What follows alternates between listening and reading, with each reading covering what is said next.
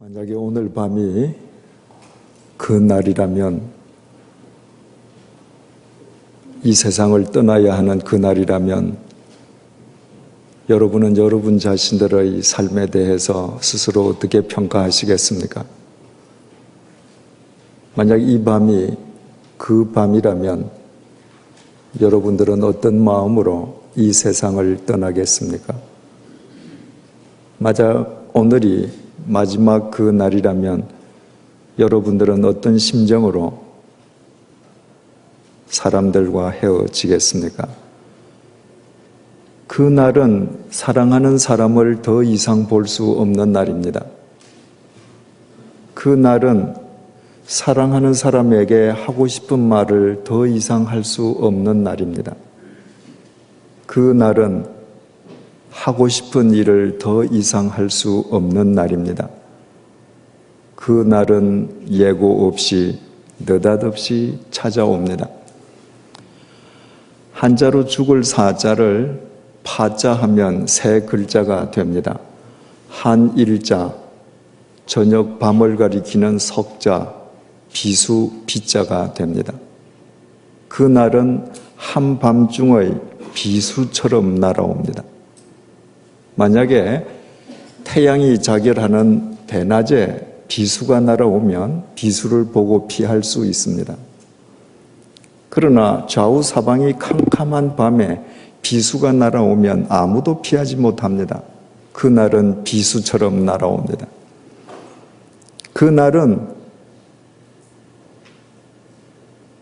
후회하는 날이기도 합니다. 무엇보다도 그 날은 하나님의 심판대 앞에 서는 날입니다. 한 교우님이 작년 연말에 홍콩에 다녀오시는 길에 비행기 속에서 바로 옆자리에 한 유대인 여인과 함께 동석을 하게 되었습니다. 비행기가 출발한 뒤에 서로 이야기를 주고받았습니다. 유대인이라는 말을 듣고 당신도 회당에 나갑니까? 교우님이 물었습니다. 그 여인이 말하기를 자기는 나가지 않는다고 했습니다. 그러나 자기에게 아들이 한 명 있는데 그 아들만은 유대인의 정체성을 지키고 살아가기를 소망하는 까닭에 매주 회당 모임에 열심히 참여시킨다고 했습니다. 왜 당신은 나가지 않느냐고 하자 자기에는 종교도 신도 자기는 별 관심이 없다고 말을 했습니다. 그래서 교우님이 자기 가방 속에서 영어 성경책을 꺼냈습니다. 그리고 오늘의 본문 말씀 히브리서 9장 27절 말씀을 영어로 읽어드렸습니다. 한 번 죽는 것은 사람에게 정해진 것이요 그 후에는 심판이 있으리니 예수 그리스도의 복음을 전하고 이 히브리서 9절을 읽자마자 그 유대인 여자가 이 교우님이 본문을 다 읽기도 전에 얼굴색을 변하며 버럭 화를 내었습니다. 심판 따위 하는 하나님 이야기하지 말라고요.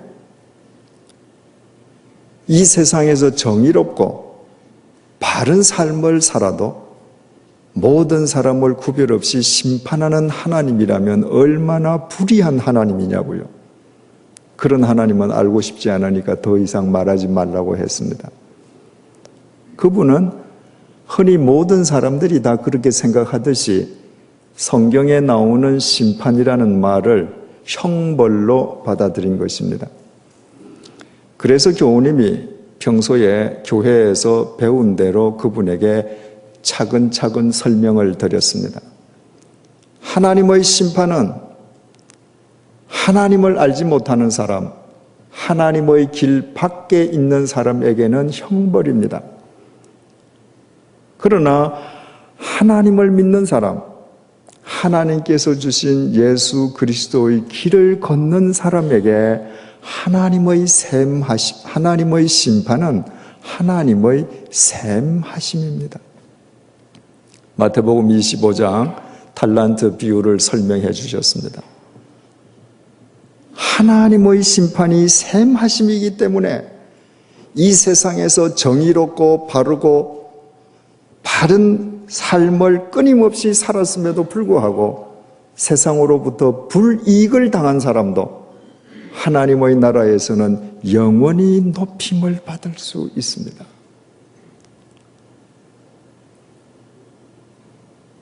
그분이 이분의 말을 듣고 창밖으로 고개를 돌렸습니다. 한동안 말이 없었습니다. 그리고 한참 후에 이분을 향해서 다시 고개를 돌렸습니다. 두 눈에서 눈물이 주르륵 흘러 있었습니다. 그리고 그 유대인이 교우님에게 말을 했습니다. 감사합니다. 나는 그동안에 근본적으로 알아야 될 것에 대해서 알지 못하고 있었습니다. 말씀해 주셔서 감사합니다.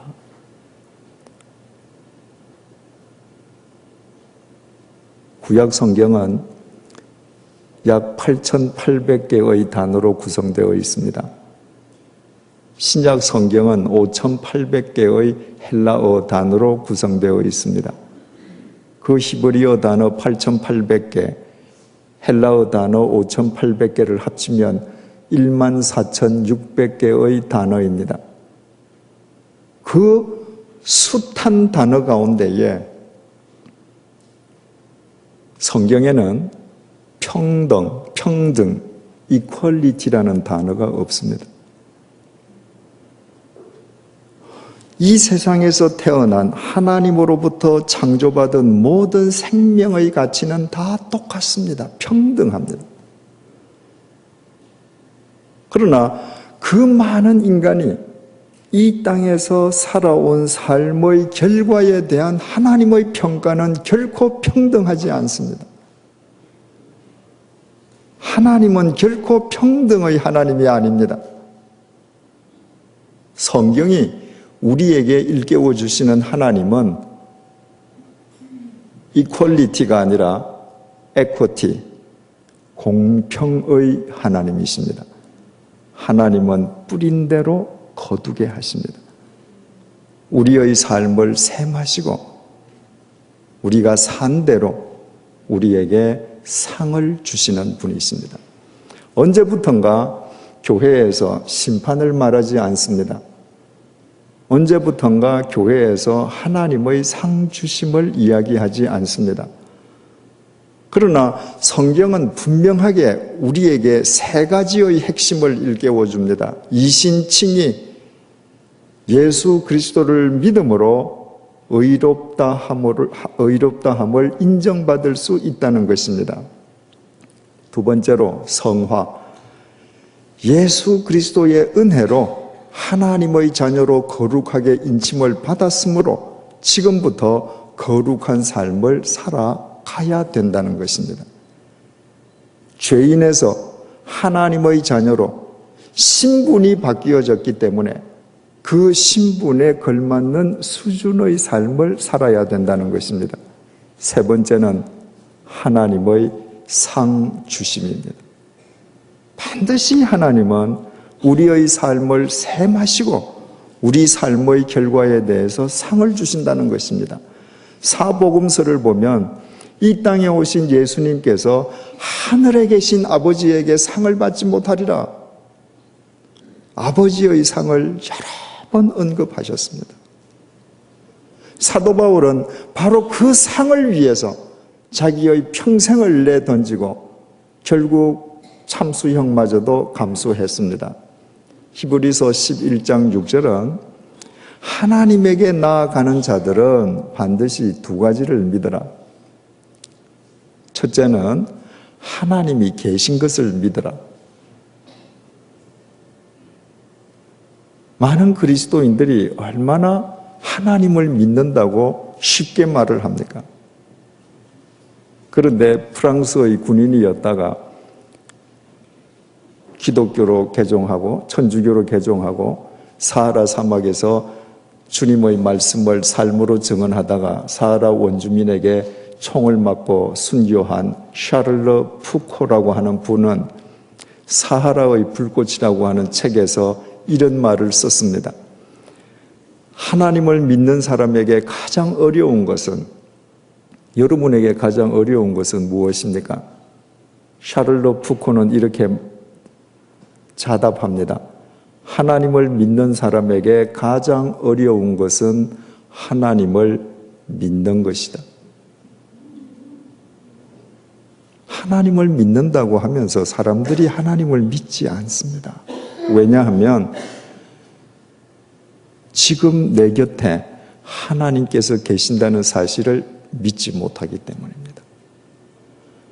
그리스도인이 지금 내 일터에 하나님께서 계심을 믿는다면 어떻게 내 일터에서 불의를 저지를 수 있습니까? 내 상관 모르게 어떻게 악과 타협할 수 있습니까? 어떻게 내가 법을, 정의를 짓밟을 수 있습니까? 그 자리에 하나님께서 계신다고 생각하지 않기 때문에 그리스도인과의 삶과는 상반되는 삶을 거리낌 없이 사는 것입니다. 그래서 히브리서 기자는 하나님께 나아가는 사람은 반드시 하나님 계신 것을 믿어라. 두 번째로 뭘 믿으라는 것입니까? 하나님은 상 주시는 분이심을 믿어라. 초등학교 선생님이 아이들에게 숙제를 줍니다. 너희들 이 숙제 잘해오면 선생님이 상으로 이 노트 줄게. 아이들이 그 상을 타기 위해서 얼마나 열심히 숙제합니까? 그러나 그 아이들 머리가 커져 보십시오. 노트북 저 정도는 나도 살 수 있어. 그 상 우습습니다. 내가 커지면, 선생보다 내가 커지면 선생이 내거는 상이 우습습니다. 분명히 성경은 하나님의 상을 이야기하고 하나님의 상 주심을 믿지 못하면 하나님께 바로 나아갈 수 없다고 말을 함에도 불구하고 많은 그리스도인들이 하나님의 상을 우습게 여깁니다. 왜? 내가 하나님보다 더 크기 때문입니다. 내가 피조물이요 하나님이 창조주이심을 믿는다면 하나님의 상을 사모할 수밖에 없습니다. 하나님은 상 주시는 분이십니다. 뿌린 대로 거두시는 분이십니다. 생각을 해보십시오. 우리처럼 설렁설렁 사는 사람과 주님의 도를 쫓기 위해서 자신의 목숨을 내어놓았던 사도 바울이 하나님께로부터 똑같은 평가를 받는다면 그 하나님이 과연 정의의 하나님입니까? 결코 정의의 하나님이 아닙니다. 사도 바울은 하나님 나라에서 우리보다 더 높은 평가를 받아야 합니다. 그것이 하나님의 정의고 하나님의 공평입니다. 왜 그리스도인들이 오늘날 세속주의에 물들어가는가? 왜 하나님을 믿는다라고 하면서도 세상 사람들과 구별되지 않는가? 궁극적으로 그날이 왔을 때 하나님의 심판대 앞에서 하나님의 셈하심을 받고 하나님의 상주심에 대한 믿음도 소망도 없기 때문입니다. 그날 그 하나님의 셈하심, 그 평가를 믿을 때만 내가 포기할 것 포기할 수 있습니다. 제 개인에게 물으신다면 저는 믿습니다. 하나님의 셈하심을 믿습니다. 하나님의 상 주심을 믿습니다. 만약에 그건 믿지 않는다면 저도 제 살고 싶은 대로 살 것입니다. 하나님은 심판하시는 분이십니다. 그날이 오면 하나님의 셈하심을 받아야 합니다. 하나님의 심판, 하나님의 셈하심의 근거는 다른 사람의 삶이 아닙니다. 나에 대한 하나님의 셈하심의 근거는 바로 내 자신의 삶입니다. 그래서 무릇 우리가 참된 그리스도인이라면 내 나이가 얼마든지 상관없이 어느 날 밤 비수처럼 내게 날아올 그 날을 의식하면서 그 날을 준비하고 내 자신을 매일매일 성찰하면서 살아가야 할 것입니다. 그래야 그날 어두운 데 쫓겨나 이를 갈며 울지도 않을 것이고 땅을 치면서 통곡하지도 않을 것입니다. 제가 친형제처럼 서로 사랑하고 교제하는 선교사님 가운데에 잠비아에 계시는 조남설 선교사님이라는 분이 계십니다.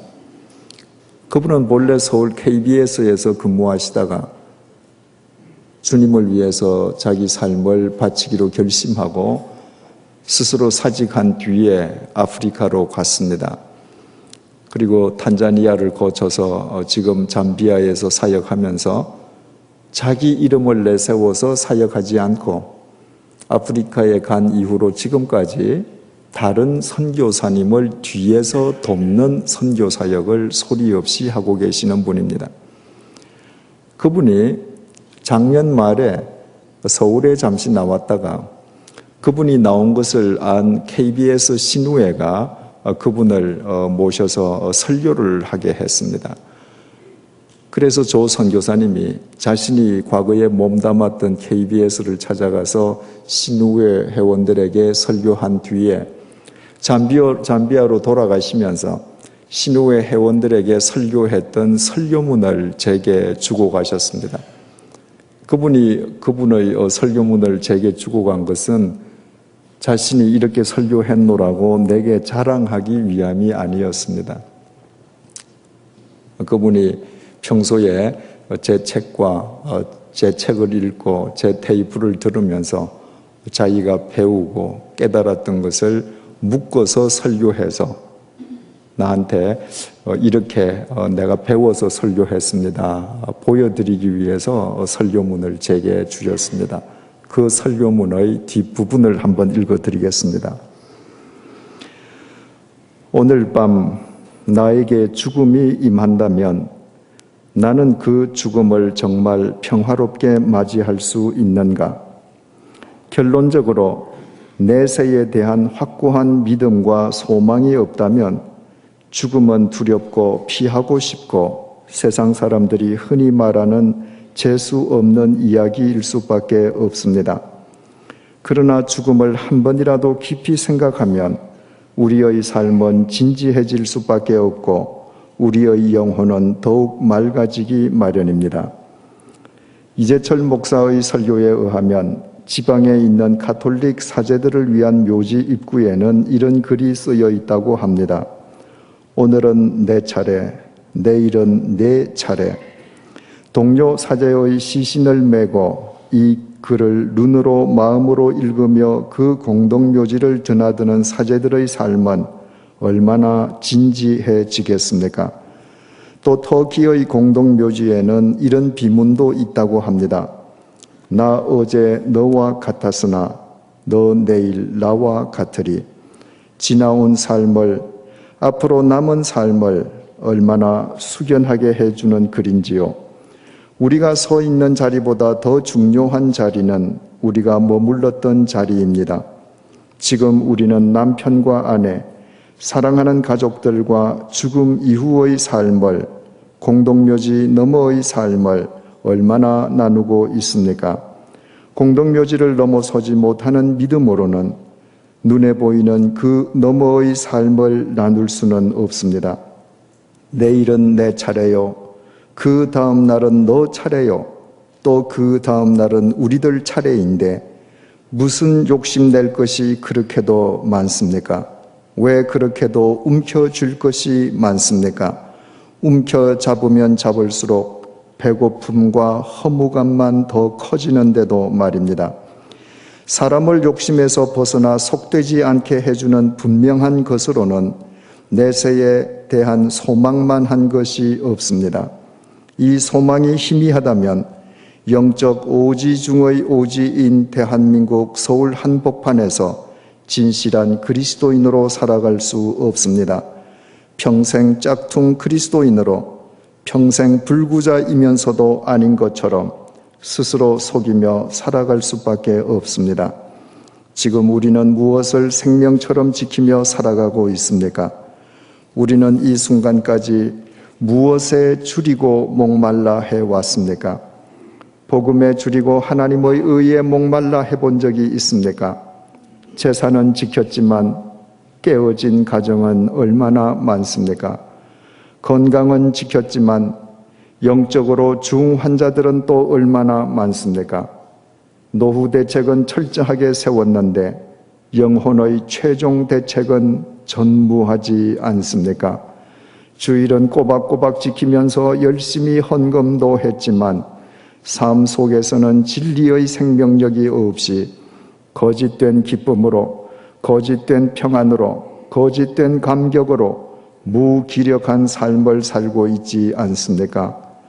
잠깐 있다가 없어질 세속의 천박한 것들에는 목숨을 걸면서도 죽음 이후에 대해서는 속수무책으로 사는 우리들 아닙니까? 예수 그리스도 때문에, 십자가의 복음 때문에 내가 정말 포기한 것은 무엇입니까? 예수 그리스도 때문에, 십자가의 복음 때문에 내가 정말 내려놓은 것은 무엇입니까? 예수 그리스도 때문에, 십자가의 복음 때문에 내가 정말 희생한 적은 있었습니까? 포기와 희생은 영혼의 안경을 쓴 사람에게만 가능합니다.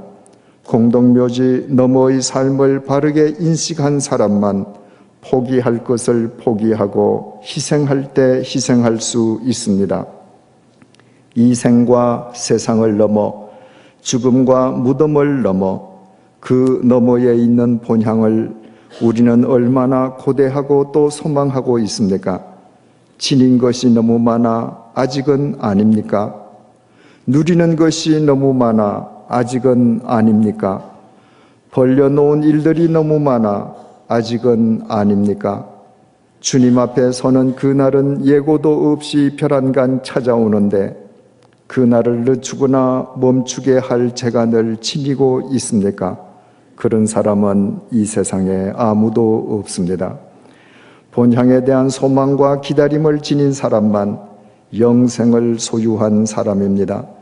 영생을 소유한 사람만 언제든 평화롭게 죽음을 맞을 수 있습니다. 그 사람만 보이는 세계를 뛰어넘어 보이지 않는 영원한 세계를 위해 살 수 있습니다. 그 사람만 언제 어디서나 포기할 것을 포기하고 희생할 때 기꺼이 희생하는 작은 예수로 살아갈 수 있습니다. 갈라디아서 6장 7절은 사람이 무엇으로 심든지 그대로 거두리라고 말씀하고 있습니다. 심는 대로 거둔다는 말씀보다 더 큰 위로의 메시지는 없습니다. 그러나 심는 대로 거둔다는 이 말씀보다 더 무서운 심판의 메시지도 없습니다. 우리는 지금까지 대체 무엇을 심어왔습니까? 그리고 우리는 지금 무엇을 거두기를 기대하고 있습니까? 하나님께서 주신 사명은 각자 다 같지 않습니다. 주님께서 부르시는 그날까지, 심장의 고동이 멎는 그 순간까지, 코끝에서 호흡이 멎는 그 순간까지 주어진 소명의 자리에서 각자 믿음의 경주장에서 매일 자신을 복종시키며 기필코 승리하시어 남은 날이, 남은 삶이 주님 안에서 더욱 아름답게 가꾸어지기를 소망합니다. 이 시간에는 우리 부부가 아프리카에서 평소 즐겨 부르는 복음 성가 가사 한 소절을 읽는 것으로 기도를 대신하겠습니다. 주님 다시 오실 때까지 나는 이 길을 가리라. 좁은 문, 좁은 길, 나의 십자가 지고 나의 가는 이 길 끝에서 나는 주님을 보리라. 영광의 내 주님 나를 맞아 주시리. 아멘. 어떻습니까? 여러분은 이분처럼 그날을 준비하고 계십니까? 성경은 인간을 혹은 인생을 대체 무엇이라고 정의하고 있습니까? 창세기 3장 19절 말씀입니다. 내가 흙으로 돌아갈 때까지 얼굴에 땀을 흘려야 먹을 것을 먹으리니 내가 그것에서 취함을 입었음이니라. 너는 흙이니 흙으로 돌아갈 것이니라. 범죄한 아담과 하와에게 하나님께서 하신 말씀입니다. 네가 흙으로 돌아갈 때까지 수고해야 먹을 것이다. 너는 흙이니 흙으로 돌아가라. 흙이라는 말이 여러 번 나왔는데 우리말 성경은 다 똑같이 흙으로 번역이 되어 있습니다. 그러나 히브리 원전을 보면 앞에 흙과 뒤에 흙은 다른 말로 기록이 되어 있습니다. 네가 흙으로 돌아갈 때까지 수고해야 될 것이다. 그때의 흙은 아다마인데 그 흙은 우리가 아는 대로 땅에 있는 흙입니다. 그런데 그 뒷구절에 가서 하나님께서 아담에게 너는 흙이니 흙으로 돌아가라 할 때 흙은 아파르, 티끌, 먼지라는 말입니다. 너는 고작 티끌이다. 너는 고작 먼지니 먼지로 돌아가라. 그래서 창세기 2장 7절을 찾아보면 하나님께서 흙으로 사람을 빚으셨다고 증언하는데 그 흙이 히브리 말로 아파르라고 기록되어 있습니다.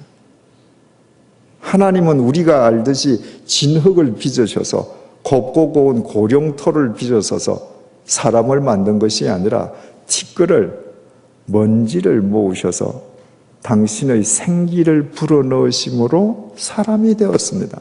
그래서 인간은 하나님을 떠나면 티끌에 지나지 않습니다. 먼지에 지나지 않습니다. 티끌, 먼지는 대체 무슨 의미입니까? 아무런 가치가 없다는 겁니다. 여러분, 먼지나 티끌에 이 세상 어떤 사람이 가치를 둡니까? 하나님을 떠난 인간은 아무런 가치가 없습니다.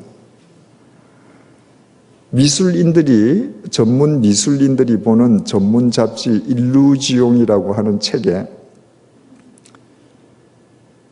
대단한 메시지를 주는 그림이 하나 게재되어 있습니다. 오래전 그 일루지온 판에서 본 건데요. 한 귀부인이 정말 멋진 드레스를 입고 귀걸이를 하고 목걸이를 하고 화장품이 가득 놓여있는 화장 거울 앞에서 얼굴을 화장을 하고 있습니다. 그런데 그 거울 속에 비친 귀부인은 해골입니다. 대단한 메시지죠. 여러분, 50년 후면 이 자리에 계신 분 중에서 저를 포함해서 해골인 분이 많이 계실 겁니다. 아무리 젊은 분도 80년 정도 지나면 해골이겠죠. 우리는 오늘도 이 자리에 오기 위해서 세수하고 화장하지 않았습니까? 뭐 한 겁니까? 미래의 해골 바가지 화장한 겁니다. 이게 인간입니다. 아무 가치 없습니다. 내가 대통령직에 있으면 미래의 해골이 되지 않습니까? 똑같습니다. 무가치합니다. 티끌, 먼지, 무가치할 뿐만 아니라 더럽습니다. 여러분, 자연을 보십시오. 산속에 가면 바위도 있고 나무도 있습니다. 그들은 샤워하지 않습니다. 그들은 세제를 쓰지 않습니다. 그럼에도 불구하고 자연 정화 능력에 의해서 그들은 항상 깨끗합니다. 그런데 모든 것이 깨끗한 그 심산 계곡 속에 사람을 한 사람 앉혀보십시오. 그 바위 위에 가만히 앉아 있으면 사람도 바위나 나무처럼 깨끗해집니까? 아닙니다. 사람만 갈수록 더러워집니다. 사람이 얼마나 더러운 존재인지는 정말 가난한 빈민촌에 가보면 알지 않습니까? 아프리카의 빈민촌에 가보면 알지 않습니까? 아니, 선진 문명국에 사는 사람이라 할지라도 매일 아침에 세제를 갖고 세수하지 않으면 안 된다는 것이 인간이 더러운 존재라는 것 아닙니까? 어디 육체만 그렇습니까? 이 속이 얼마나 더럽습니까? 예수님께서 너희 속에서 나오는 것이 다 더럽다 그러시지 않습니까?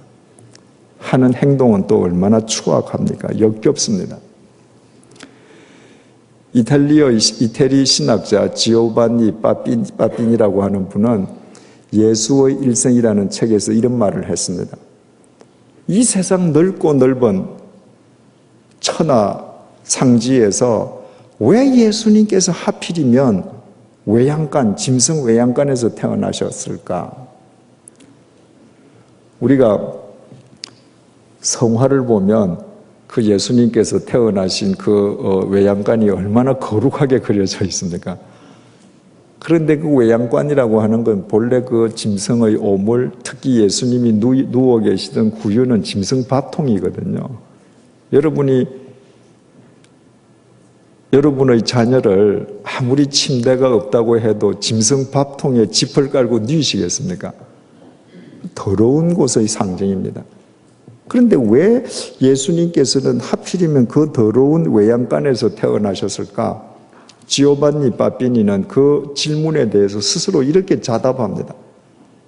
그 외양간만이 이 세상에서 그나마 예수님이 태어나시기에 가장 깨끗한 곳이었기 때문이라는 것입니다. 여러분, 우리가 다 이렇게 잘 차려입고 있으니까 깨끗하고 참 청결한 사람들처럼 보입니다. 그런데 우리 곰곰이 한번 생각을 해보십시다. 우리가 이 세상에 태어나서 지금까지 맑고 깨끗한 물을 얼마나 많이 마셨습니까? 그 물 다 어디로 갔습니까? 다 오줌으로 버렸습니다. 얼마나 많은 음식을 먹었습니까? 그건 어떻게 됐습니까? 오물로 다 버렸습니다.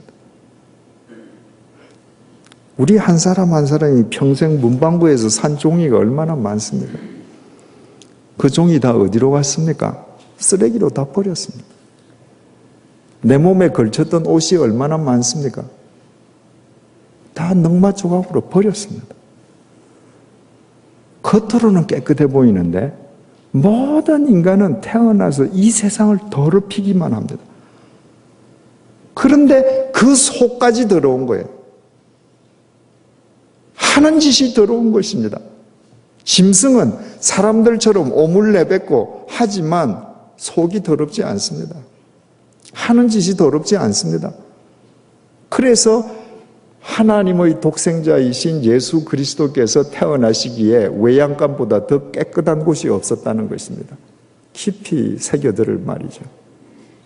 하나님 안 계시면, 하나님에게 붙어 있지 않으면 인간은 무가치하고 추하기 추한 티끌이요 먼지에 지나지 않습니다. 욥기 5장 7절입니다. 사람은 고생을 위하여 났나니 불꽃이 위로 날아가는 것 같으니라. 욥기 5장 7절은 인간은 고생을 위해 태어난 존재라는 것입니다. 모든 인간은 고생을 위해서 태어난 존재인데 그것은 마치 불꽃이 위로 올라감과 같다. 여러분, 성냥에 불을 붙이든 촛불에 불을 붙이든 회에 불을 붙이든 어떤 불을 붙이든 그 초를 밑으로 방향을 바꾸든 어떻게 하든 붙어있는 불꽃은 반드시 위로 올라가죠. 붙어있는 불꽃이 아래로 내려가는 법은 세상에 없습니다. 그러니까 불꽃이 위로 올라가는 것은 이것은 당연한 법칙이거든요. 그 당연한 법칙처럼 모든 인간은 고생하는 것이 당연한 법칙이라는 것입니다. 어머니가 아이를 해산하는 거, 10달 동안 뱃속에서 품고 있는 것 말할 것도 없고 해산하는 거 고생 중에 상고생입니다. 엄마만 고생합니까? 그 태문을 열고 나오는 태아는 세상에 태어나면서부터 고생하면서 나옵니다. 그래서 울면서 나오지 않습니까? 평생 먹고 살기 위해서 고생합니다. 결혼해서 평생 자식 키우려고 고생합니다. 사랑과의 관계 때문에 고생합니다. 오죽하면 불교에서 인생을 고해라고 그럽니까? 고생받으라고 그럽니까? 그런데 그 고생을 누가 알아줍니까? 자식을 다 키우시고 나니까 자식들이 우리 엄마 아빠 고생한 거 다 압니까? 말로는 안다고 하지 모릅니다.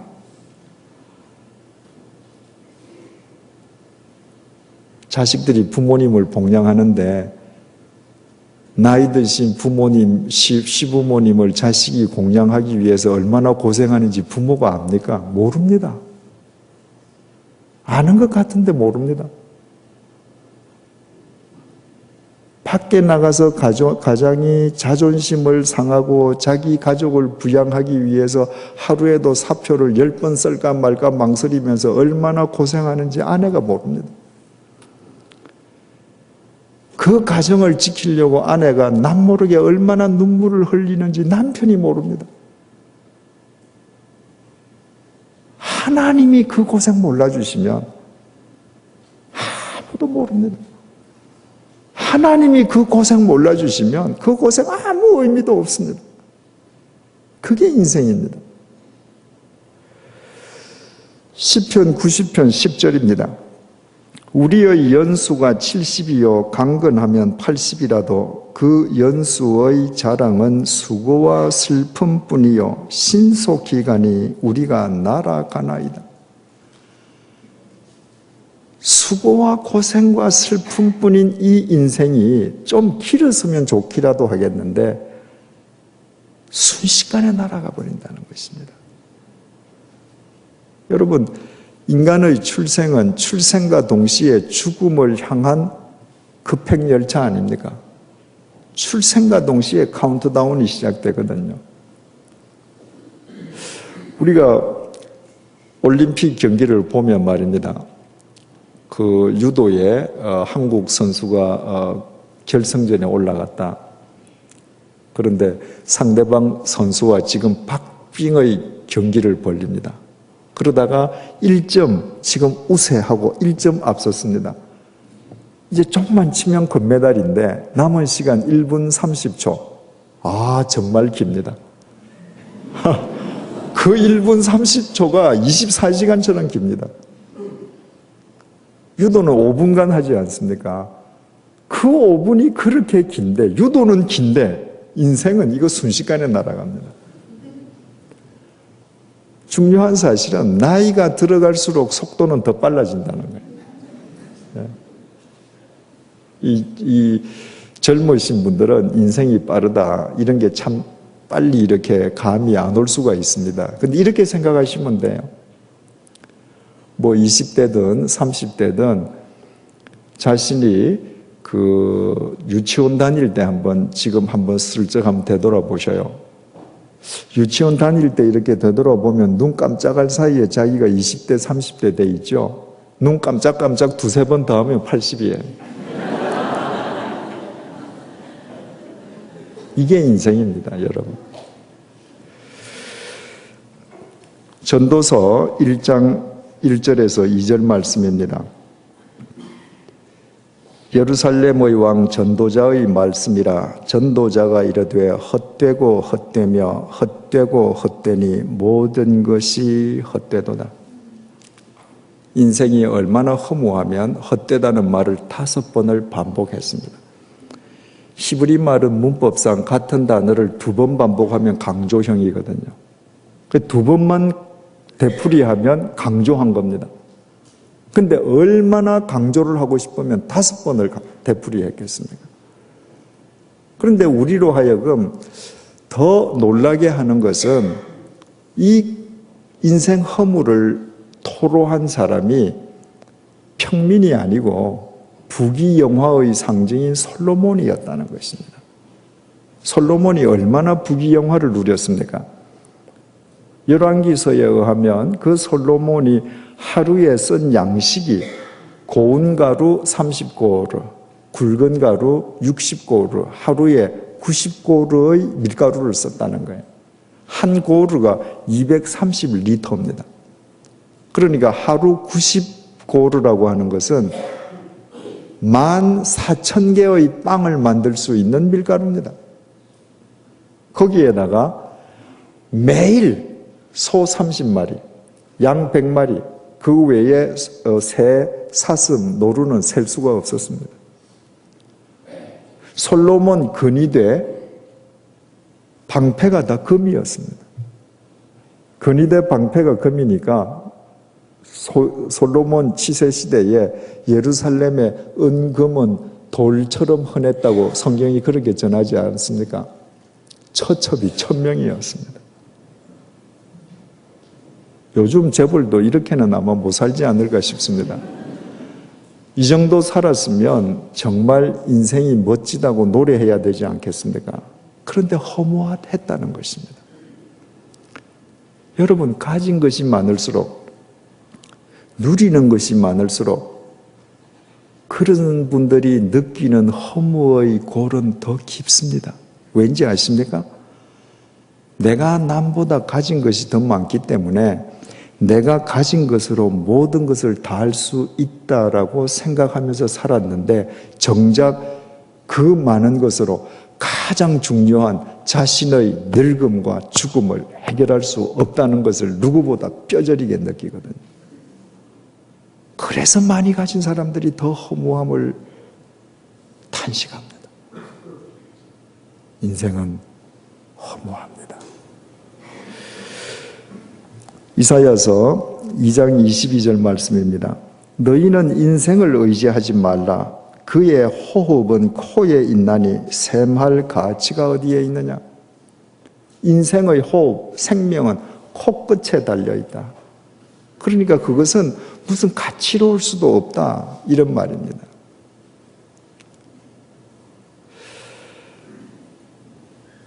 엄마 뱃속에서 아이가 잉태되잖아요. 그 분명히 생명이거든요.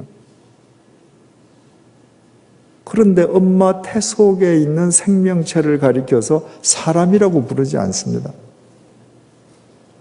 제가 지금 사람 아닙니까? 그런데 제가 지금 이 순간에 딱 호흡이 끊어지죠. 아무도 저를 사람이라고 안 부릅니다. 저를 가리켜서 시체라고 부릅니다. 엄마 뱃속에 있어도 사람이 아닙니다. 호흡이 끊어져도 사람이 아닙니다. 무엇을 가리켜서 사람이라는가? 엄마 뱃속에서 태어나서 탯줄을 끊고 아이가 스스로 호흡하는 순간부터 시작해서 그 호흡이 코끝에 머물러 있는 동안이 사람입니다. 이 호흡이 끝나면 시체가 되는 겁니다. 그런데 우리는 죽음을 굉장히 멀리 있고 거창하게 생각하죠. 죽음이 뭡니까? 제가 지금 코로 숨을 내쉬었는데 더 이상 못 들이키죠. 죽은 겁니다. 지금 이사야 선지자가 그 말하는 겁니다. 호흡이 네 코끝에 달렸다. 그것은 죽음이 네 코끝에 매달려 있다는 것입니다. 우리는 생명을 목숨이라 그럽니다. 목에서 숨을 쉰다고 목숨. 성경은 아니다. 코숨이다. 이사야는 코숨이라는 겁니다. 이 코로 못 땡기면 너는 끝난 것이다. 여러분, 인간 대단하지 않습니다. 죽음을 코끝에 매달고 있습니다. 이거 언제 끝날지 모릅니다. 시인 김남조 선생님께서 지금 연세가 많이 드셨는데 그분이 연세가 드셔서 지금 밤에 주무시다가 자꾸 산소가 결핍되는 것을 느끼신다는 거예요. 그래서 예전에는 노인들이 시골 그 동네 밖 큰 고목 밑에서 그늘 밑에서 친구들하고 장기나 바둑을 두다가 그냥 그 자리에서 스르륵 하고 돌아가시는 경우가 있거든요. 그 왜 돌아가셨는지 잘 몰랐는데 지금 당신이 나이가 들고 겪어보니까 알겠더라. 나이가 들어가니까 산소가 결핍되더라. 여기에 산소가 없는 게 아니라 코숨이 막혀가더라는 겁니다. 그래서 당신도 주무시다가 이 코숨이 한 번씩 막히면 정말 죽음의 고비를 넘는다는 것입니다. 작년에 제가 아직까지 우리 나이로 63세밖에 안 됐는데 여기 어르신들이 많이 계시니까 제가 63세밖에라고 했습니다. 젊은이들 앞에서는 63세나 됐는데 작년에 제 건강이 참 안 좋아서 바닥으로 떨어지고 의사 선생님께서 앞으로 몇 년 못 살겠다라고 말씀하셨을 때 저도 산소 결핍증을 느꼈습니다. 공기가 희박하지 않은데 제 코끝에서는 공기가 희박한 겁니다. 자꾸 큰 숨을 들이쉬어도 숨이 가쁜 거예요. 산소가 결핍된 게 아니라 코숨이 막혀가는 겁니다. 죽음이 여기에 매달려 있기 때문인 것입니다. 이거 끊어지면 나는 더 이상 사람 아닙니다. 시체입니다. 아무리 내 아내가 열려라도, 아무리 내 자식들이 효자라도, 아무리 내 부모님이 나를 눈 속에 넣을 듯이 사랑하셔도 여기서 숨이 끊어지죠. 아유, 그래, 우리 아들, 우리 남편, 우리 아버지 오늘 밤에 우리 침대에서 내 옆에서 주무세요. 안 합니다.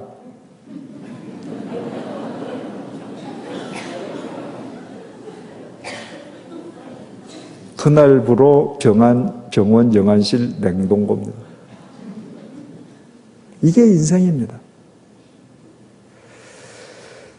예레미야서 10장 23절입니다. 여호와여, 내가 알거니와 사람의 길이 자기에게 있지 아니하니 걸음을 지도함이 걷는 자에게 있지 아니하나이다.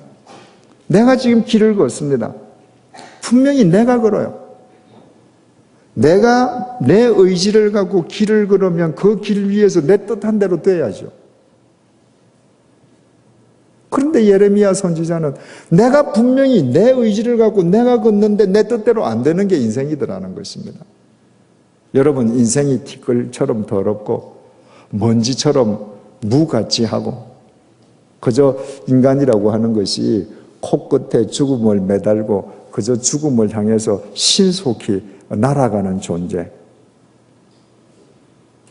아무런 가치 없는 존재라면 그래도 뭔가 좀 천년만년 살 수 있다면, 뭔가 좀 자기 뜻을 이루면서 천년만년 살 수 있다면 얼마나 좋겠습니까? 그런데 자기 뜻이 이루어지지 않습니다.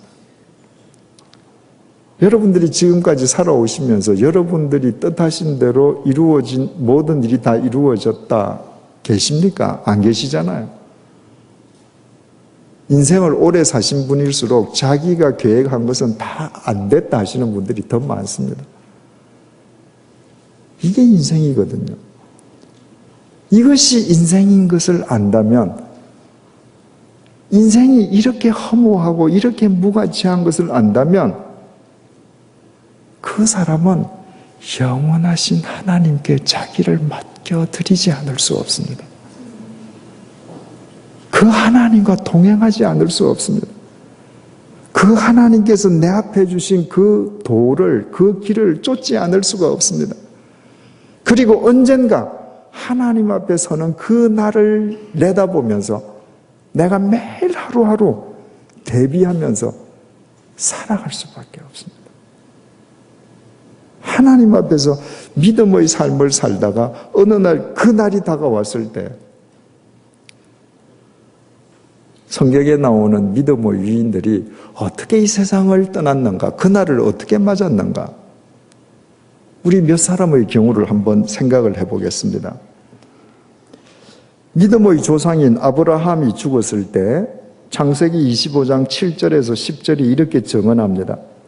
아브라함의 향년이 175세라 그의 나이가 높고 늙어서 기운이 다하여 죽어 자기 열조에게로 돌아가매 그의 아들들인 이삭과 이스마엘이 그를 마므레 앞 헷 족속 소할의 아들 에브론의 밭에 있는 막벨라 굴에 장사하였으니 이것은 아브라함이 헷 족속에게서 산 밭이라 아브라함과 그의 아내 사라가 거기 장사되니라.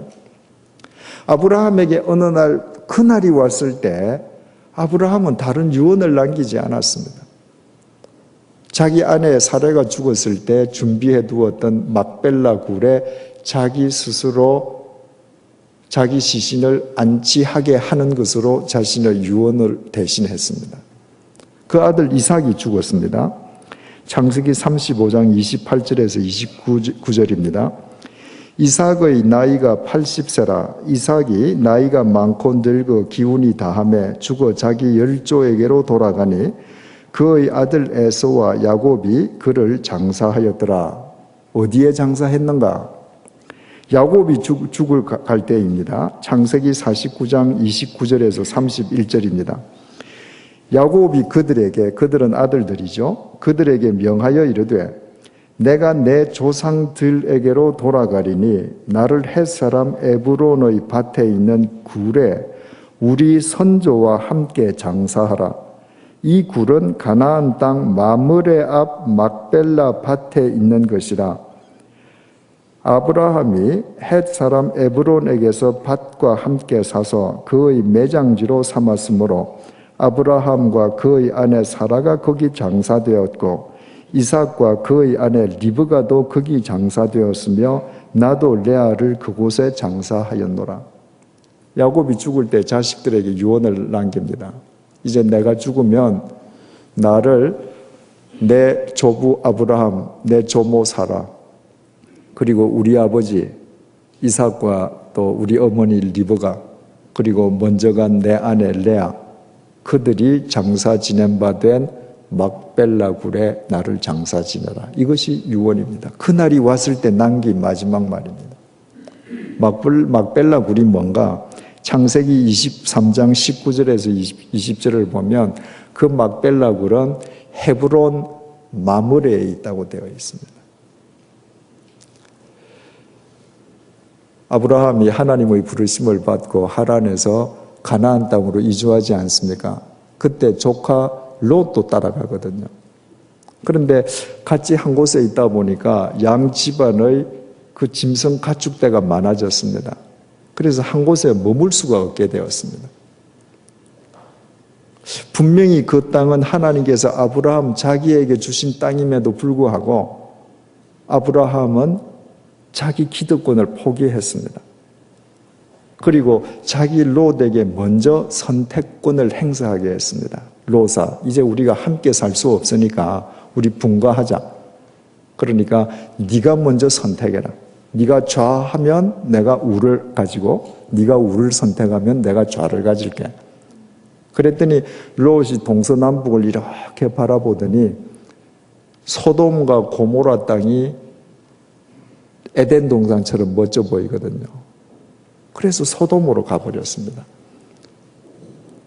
그 자기 기득권까지도 포기하고 롯을 사랑하는 그 아브라함을 하나님께서 기뻐하셨습니다.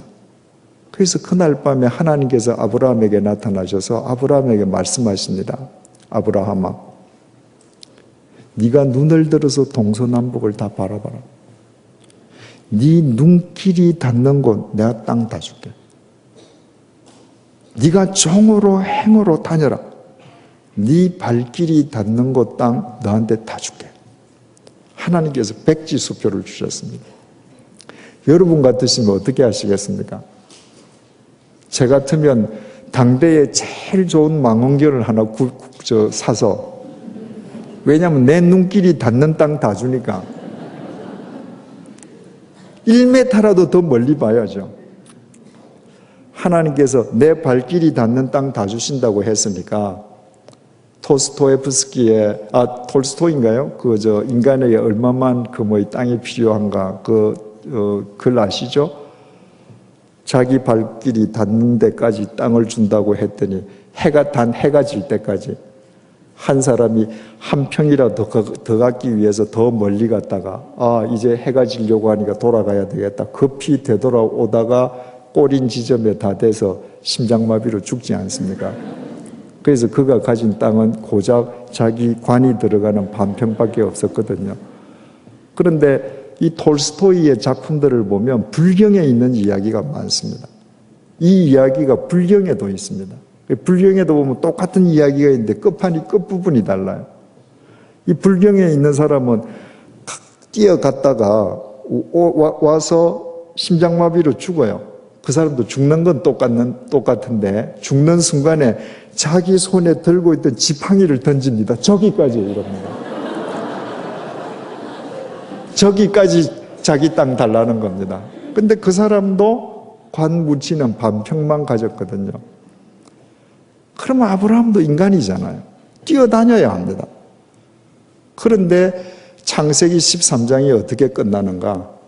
그 하나님께서 백지수표를 주셨음에도 불구하고 아브라함은 헤브론 마므레 숲을가에서 하나님께 단을 쌓았더라 이렇게 되어 있습니다. 헤브론이라고 하는 말은 지명이기도 하지만 히브리 말로 보통 명사입니다. 교제의 자리라는 것입니다. 교제의 자리. 마므레라고 하는 것은 뜨겁다 이런 말입니다. 하나님께서는 눈에 보이는 땅을 주시겠다고 약속하셨는데 아브라함에게 있어서 이것은 목적이 아닙니다.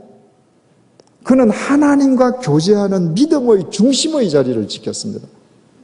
바로 그가 하나님과 교제하던 그 헤브론 그 한가운데에 막벨라 굴 거기에 자기 아내를 묻었고 아브라함 자기도 거기 들어갔고 이삭과 리브가도 들어갔고 야곱도 들어갔습니다. 그들이 바로 헤브론, 마므레, 막벨라 굴에 들어가면서 자기 사랑하는 후손들에게 주고자 했던 메시지가 뭡니까? 사랑하는 자식들아, 너희들 일평생토록 하나님과 교제하는 삶을 살아라. 하나님과 뜨겁게 교제해라. 세상에서 땅을 많이 얻는 것 중요하지 않다. 다 놓고 가는 거다. 그러나 하나님과 교제하는 삶만이 영원히 남는 것이다. 그들이 헤브론 막벨라 굴에 들어가는 것으로 자기의 유언을 대신했다고 하는 것은 그들의 삶에 허물도 있고 실수도 있었지만 그들의 중심이 하나님과 교제하는 중심에 있었다는 것을 의미하는 것입니다. 그래서 세월이 흘러서 다윗이 바로 헤브론에서 왕이 되잖아요. 그 믿음의 조상 아브라함이 하나님과 교제했던 바로 거기에서 다윗이 기름 부음을 받으면서 이스라엘 역사가 새로워지는 겁니다. 요셉에게 그날이 왔을 때 요셉은 어떻게 했는가? 창세기 50장 24절에서 25절입니다. 요셉이 그의 형제들에게 이르되 나는 죽을 것이나 하나님이 당신들을 돌보시고 당신들을 이 땅에서 인도하여 내사 아브라함과 이삭과 야곱에게 맹세하신 땅에 이르게 하시리라 하고 요셉이 또 이스라엘 자손에게 맹세시켜 이르기를 하나님이 반드시 당신들을 돌보시리니 당신들은 여기서 내 해골을 메고 올라가겠다 하라 하였더라. 요셉은 11번째 아들 아닙니까? 근데 형들보다 요셉이 먼저 죽었습니다. 형들에게 그날이 먼저 온 겁니다. 여러분, 그날은 순서가 없습니다. 태어나는 날에는 순서가 있습니다. 할아버지 먼저 태어나시고 아버지 태어나시고 아들 태어나고 손자가 태어나는데 갈 때는 손자가 먼저 갈 수도 있습니다. 11번째 동생이 먼저 떠납니다. 그런데 이 요셉이 뭐라고 하느냐 하면 남긴 유언이 형님들 그리고 사랑하는 자식들 후손들아 하나님께서 반드시 여러분들을 가나안 땅으로 인도해 가실 것이다. 그날에 내 해골을 꼭 메고 가거라. 무슨 의미입니까? 여러분 지금 요셉은 애굽의 국무총리입니다. 애굽의 바로 왕 다음에 최고의 권력자고 최고의 재산가입니다. 그러니까 그 가족들이 애굽에서 얼마나 풍요로운 삶을 살았을는지 다 알겠죠. 하나님께서 약속하신 가나안 땅으로 이들은 반드시 가야 되는데 그냥 가나안 땅으로만 가라. 자기가 죽고 나면 자기 형제, 자매, 자손들이 잊을 거란 말입니다. 그러니까 요셉은 자기의 죽음을 가나안 땅을 향한 이정표로 삼습니다. 내가 국무총리로 살았으니까 내 무덤을 이만큼 크게 하고 비석을 크게 세워라. 그런데 관심이 없습니다. 내가 죽고 나서 팔레스타인의 관습대로 동굴에 넣었다가 내 시체가 다 썩고 나면 내 해골을 너희들 한가운데 두었다가 언제든지 가나안을 목적으로 삼고 하나님께서 작정하신 그날이 오면 내 해골을 들고 가나안으로 가라. 무슨 말입니까? 너희들은 절대로 가나안을 목적으로 삼는 삶을 잊어서는 안 된다는 것입니다. 그 유언을 받은 후손들이 그 요셉의 해골을 볼 때마다 가나안을 마음속에 되새기지 않았겠습니까? 요셉이 하나님의 뜻에 따라서 비록 이국 땅 에집트에서 살았을 망정 그 중심은 가나안을 향하고 있었기 때문에 그날이 왔을 때 즉각 그런 유언을 남기고 자기의 죽음 자체를 가나안을 향한 메시지로 남기고 갈 수 있었던 것입니다. 그래서 출애굽기 13장 보면 출애굽이 시작되었을 때 모세가 요셉의 해골을 들고 나왔더라 이렇게 되어 있습니다. 400년이 지난 뒤에 이스라엘 백성들이 이집트에 나올 때 바로 요셉이 유언한 대로 그 해골을 들고 나간 것입니다. 여러분은 여러분의 죽음을 어떤 이정표로 삼으시겠습니까? 여러분의 유언이 없어도 여러분의 죽음은 자식들에게 큰 메시지로 남겨집니다. 부모가 이 세상에서 평생 하는 말보다 부모의 죽음 그 자체가 살아있는 사람들에게 남기는 가장 큰 메시지입니다. 그런데 아브라함이나 요셉처럼 긍정적인 메시지일 수도 있고 반면 교사로서의 메시지일 수도 있습니다. 자식들이 그래 장례식을 치르면서 난 아버지처럼 절대 안 살아야지. 나는 절대로 어머니 같은 어머니는 안 될 거야. 그런 메시지를 남기시렵니까? 나도 아버지가 간 저 길 가야지. 우리 어머니처럼 저렇게 살아야지.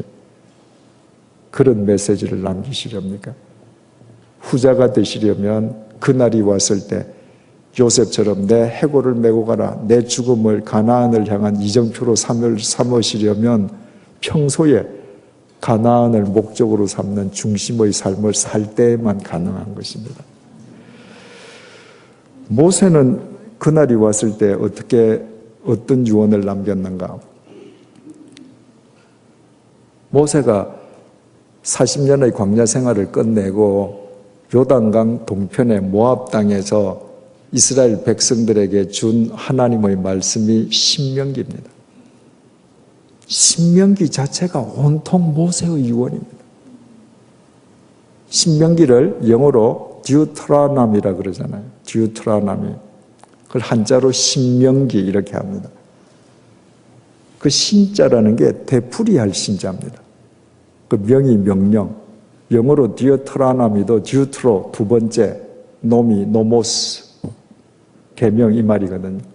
그러니까 모세가 40년 동안 출애굽기 또 레위기, 민수기를 통해서 하나님의 말씀을 쭉 전했는데 이 세상을 떠나기 전에 그 신명기를 통해서 다시 한번 하나님의 말씀을 되풀이하는 거로 자기의 유언을 대신했습니다. 그 신명기 전체 내용의 그 핵심을 신약적인 표현으로 짧게 한다면 뭡니까? 하나님의 나라와 그의 의를 먼저 구하라는 겁니다. 모세가 이제 자기에게 다가온 그 날을 내다보면서 이스라엘 모든 백성들을 두고 하나님의 나라와 그의 의를 먼저 구하라는 그 말을 그처럼 간절한 심정으로 말하고 이 세상을 떠날 수 있었던 것은 그가 주님의 부르심을 받은 이후에 40년 동안 초지일관하게 하나님의 나라와 그의 의를 먼저 구하는 삶을 살았기 때문이었습니다. 여호수아는 그날이 왔을 때 이렇게 말을 합니다. 여호수아 24장 15절입니다. 만일 여호와를 섬기는 것이 너희에게 좋지 않게 보이거든 너희 조상들이 강 저쪽에서 섬기던 신이든지 또는 너희가 거주하는 땅에 있는 아모리 족속의 신들이든지 너희가 섬길 자를 오늘 택하라. 오직 나와 내 집은 여호와를 섬기겠노라. 이스라엘 백성을 앞에 놓고 여기에 이 땅의 우상들이 득실거리는데 그 우상들 가운데에 정말 너희를 위하는 신들이 있다고 너희들이 생각하면 그 신 너희들 택하라. 그러나 나와 내 집은 뭡니까? 내 처, 내 자식, 내 후손, 내 피부치는 오직 여호와만 섬길 것이다. 이게 대외적으로 이스라엘 백성들 앞에서는 내 가족은 하나님을 믿을 것이라는 내 가족의 신앙에 대한 자부심을 공포하는 것이지만 그날 그 자리에 있는 가족들에게는 무슨 의미가 됩니까? 여보, 아들들아, 딸들아, 손자들아, 내가 없어도 하나님만 믿어라. 당부하는 겁니다. 모세의 이 당부가 생명력을 지녔다면 그 가족들의 가슴에 새겨지는 호소력을 지녔다면 이유는 무엇이겠습니까? 하나님의 부르심을 받은 이후에 요단강을 건너서 가나안 정복 내내 오직 하나님만 섬기는 삶을 그 자신이 살았기 때문입니다. 유언의 무게는 그가 살아온 삶과 직결됩니다. 그가 어떤 삶을 살았느냐에 따라서 그 한마디 한마디가 무게를 지닐 수도 있고 새털처럼 가벼울 수도 있는 것입니다. 다윗의 유언입니다.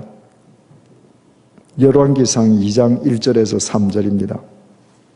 다윗이 죽을 날이 임박하매 그의 아들 솔로몬에게 명령하여 이르되 내가 이제 세상 모든 사람이 가는 길로 가게 되었노니. 다윗은 자기에게 그날이 왔다는 사실을 알았습니다. 그때 사랑하는 아들 솔로몬을 불렀습니다. 아들아, 내가 지금 가는 이 길은 애비만 가는 길이 아니다. 세상 모든 사람이 가는 길이다. 무슨 뜻입니까? 아들아, 니도 이 길 간다. 너도 언젠가는 이 길 간다. 의식하면서 살아라. 내가 이제 세상 모든 사람이 가는 길로 가게 되었노니 너는 힘써 대장부가 되라. 힘써 대장부가 되라. 우리말로만 보면 대장부가 되라. 아버지가 전장에서 혁혁한 공을 세운 위대한 장군이었듯이 너도 대장군이 되라. 이런 말처럼 들리는데 그런 의미가 아닙니다. 히브리 말로 이쉬라고 기록이 되어 있습니다. 이쉬라고 하는 것은 남자라는 말인데 남성성을 강조하기 위한 단어가 아닙니다. 남성성을 강조하는 남자라는 단어는 자카르라고 하는 히브리 단어가 또 있습니다. 그런데 이쉬라고 하는 단어는 사람으로서의 남자를 의미하는 것입니다. 그게 사람을 강조하는 겁니다. 지금 솔로몬이 아들 아닙니까? 그러니까 여기에 주석을 가하자면 지금 아버지가 솔로몬에게 너는 힘써 사람다운 사람이 되라 이 말입니다. 왜요? 애비인 내가 다윗이 사람다움을 상실했을 때 한순간에 남의 여자를 범하는 짐승이 됐거든요. 남의 여자만 범했습니까? 그 남편 죽였잖아요. 짐승보다 못한 짓을 했거든요. 여러분, 하나님께서 부모를 창조하시지 않았습니다. 하나님께서 교수를 창조하시지 않았습니다. 하나님께서 목사나 장로나 권사나 집사를 창조하시지 않았습니다. 하나님께서 사람을 창조하셨습니다. 사람이 되면 좋은 부모가 됩니다. 사람이 되면 좋은 자식이 됩니다. 사람이 되면 좋은 목사, 좋은 장로, 좋은 대통령, 좋은 선생이 됩니다. 그런데 사람들은 사람이 되려 하기보다는 세상에서 필요로 하는 출세하는 뭔가가 되려고 합니다. 그래서 되어서 문제가 생깁니다. 다윗은 자기가 하나님께서 자기에게 주신 사람다움을 상실할 때 자기 자신이 얼마나 흉측스러운 흉기인지를 뼈저리게 경험했던 사람이거든요. 그래서 너는 힘써 사람이 되거라. 여기서 되라고 하는 이 히브리 말은 존재하다 이 말입니다. 사람으로만 존재하거라.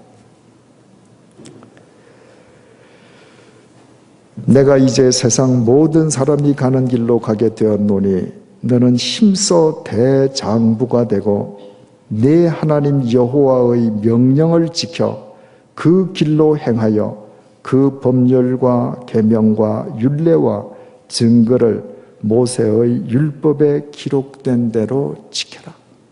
오직 하나님의 말씀대로만 살아라. 어제도 말씀드렸듯이 하나님의 말씀은 인간을 창조하신 하나님께서 인간에게 선물로 주신 인생 사용 설명서거든요. 다윗이 인생을 다 살아놓고 보니까 그 인생 사용 설명서대로 살았을 때 자기 생이 샛별처럼 빛났고 그 인생 사용 설명서를 무시했을 때 자기 인생은 암흑기였거든요. 모든 제품에는 사용 설명서가 있지 않습니까? 사람들은 고가품의 제품을 구입했을수록 사용 설명서를 더 숙지합니다. 왜냐하면 이대로 쓰지 않으면 이 제품 망치니까요. 그런데 이 세상 그 어떤 고가품보다 더 귀한 단 한 번밖에 없는 인생이라는 제품을 사용하면서 인생 사용 설명서를 사용하지 않습니다. 그러니까 인생이 망가집니다. 자기 인생만 망가집니까? 부부가 함께 망가지지 않습니까? 자식이 망가지지 않습니까? 사회가 망가지지 않습니까? 그래서 다윗이 인생 사용 설명서대로 너는 살아라. 마지막입니다. 그리하면 네가 무엇을 하든지 어디로 가든지 형통하리로다. 이 말을 뒤집으면 무슨 말이 됩니까? 아들아, 네가 만약에 하나님의 말씀대로 안 살면 네는 패가 망신한다. 패가 망신한다. 자기의 피 맺힌 경험의 고백입니다. 다윗이 한순간 유혹을 이기지 못해서 나무의 아내를 데리다가 통관하고 알리바이를 없애기 위해서 그 남편까지 죽이지 않습니까? 그 뒤로 어떤 일이 일어났습니까? 자기의 장남 암논이 자기의 딸 암논에게는 이복누이죠. 자기 아들이 자기 딸을 불러다가 강간하지 않았습니까? 왜? 아들은 아버지가 하는 거 본대로 했거든요. 그 다말의 오라비가 누굽니까? 압살롬이잖아요. 장남이 자기 친여동생을 어떻게 망가뜨리는지 자기 눈으로 봤거든요. 이를 갈다가 압살롬이 암논 척살해서 죽여버리잖아요. 다윗이 인생 사용 설명서를 한순간 무시했을 때 그 인생은 풍지박산이 났습니다. 지금 아들에게 그 말 하는 겁니다. 아들아, 하나님 말씀대로 살아라. 그러면 네 형통하다. 바꾸어 말하면 네 이거 무시하면 네 일평생은 패가 망신한다. 솔로몬의 마지막 유언입니다. 전도서 12장 13절 14절, 그러니까 전도서 제일 마지막 구절입니다. 이의 결국을 다 들었으니 하나님을 경외하고 그의 명령들을 지킬지어다. 이것이 모든 사람의 본분이니라.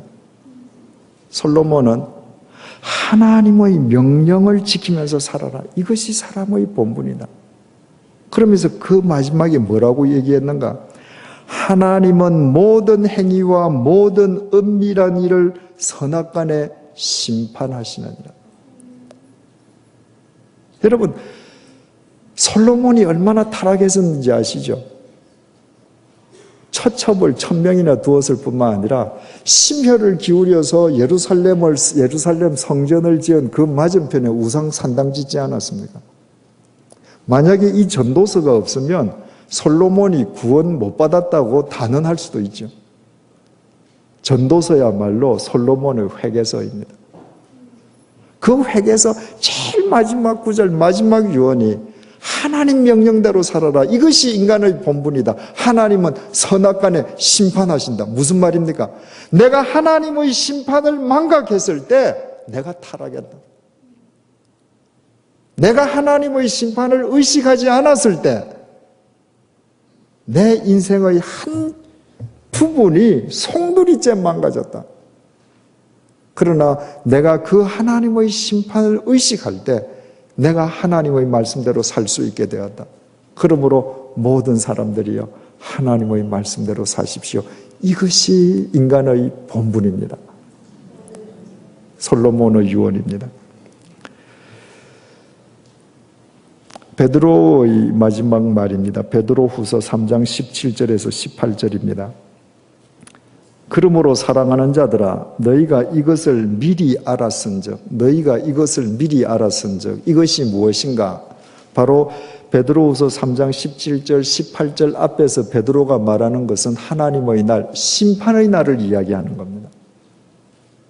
베드로가 하나님의 심판의 날을 이야기하고서 사랑하는 자들아, 너희가 이것을 하나님의 심판을 미리 알았은즉 무법한 자들의 미혹에 이끌려 너희가 구센돼서 떨어질까 삼가라. 무법한 자, 하나님을 알지 못하는 세상의 불의한 자, 세속주의자, 그들의 유혹에 빠져서 구센돼서 믿음에서 떨어질까 조심해라. 오직 우리 주 구주 예수 그리스도의 은혜와 그를 아는 지식에서 자라가라. 주님을 아는 지식에서 자라가라. 왜 그렇습니까? 아는 만큼 보이거든요. 같이 미술관에 들어가도 그림에 대해서 아는 사람은 그림이 더 보입니다. 같이 음악회에 가도 음악에 대해서 아는 사람 귀에 음악이 더 들립니다. 왜 우리가 주님을 아는 지식에 자라가야 되는가? 주님을 아는 만큼 보이지 않는 주님이 내 삶의 현장에서 보이는 겁니다. 주님을 아는 만큼 내 삶을 주님에게 의탁할 수 있는 것입니다. 주님을 아는 만큼 내 손발을 그분의 손발로 내가 그분께 드릴 수 있는 것입니다.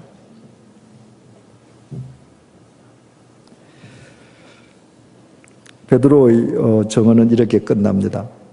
오직 우리 주 구주 예수 그리스도의 은혜와 그를 아는 지식에서 자라가라. 영광이 이제와 영원한 날까지 그에게 있을지어다.